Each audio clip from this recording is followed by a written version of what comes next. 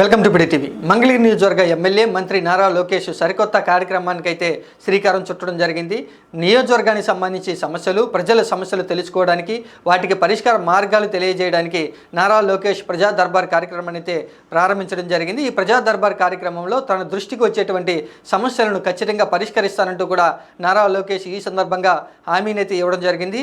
రాష్ట్రంలో ఎక్కడా లేని విధంగా, ఏ నియోజకవర్గంలో లేని విధంగా మంగళగిరి నియోజకవర్గంలో ప్రజల సమస్యలు తెలుసుకోవడానికే ప్రజా దర్బార్ కార్యక్రమాన్ని నారా లోకేష్ ప్రారంభించారంటూ కూడా తెలుగుదేశం పార్టీ వర్గాలు చెబుతూ ఉన్నాయి.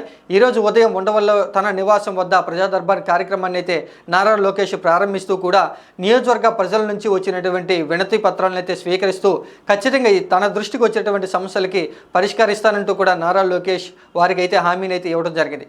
గత 2019 ఎన్నికల్లో నారా లోకేష్ మంగళగిరి నియోజకవర్గం నుంచి పోటీ చేసి ఓడిపోవడం జరిగింది. ఆ తర్వాత 5 సంవత్సరాలు కూడా నియోజకవర్గంలో పెద్ద ఎత్తున కూడా సేవా కార్యక్రమాలు నిర్వహించి నియోజకవర్గానికి సంబంధించి ప్రజల మన్ననలను అయితే పొందడం జరిగింది.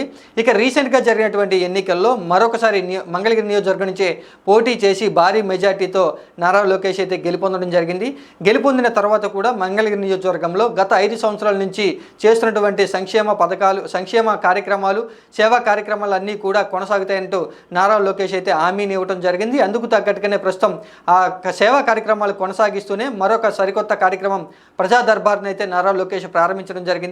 నియోజకవర్గ సమస్యలు, నియోజకవర్గంలో ఉన్నటువంటి ప్రజల సమస్యలు తెలుసుకోవడానికే, వాటికి పరిష్కరించడానికే నారా లోకేష్ ఖచ్చితంగా కృషి చేస్తారంటూ కూడా తెలుగుదేశం పార్టీ వర్గాలు చెప్తూ ఉన్నాయి. రాష్ట్రంలో ఎక్కడా లేని విధంగా, ఏ ఎమ్మెల్యే ఏ నియోజకవర్గంలో జరగని విధంగా ప్రజా దర్బార్ కార్యక్రమం నిలవబోతుందంటూ తెలుగుదేశం పార్టీ వర్గాలు అయితే చెప్తూ ఉన్నాయి.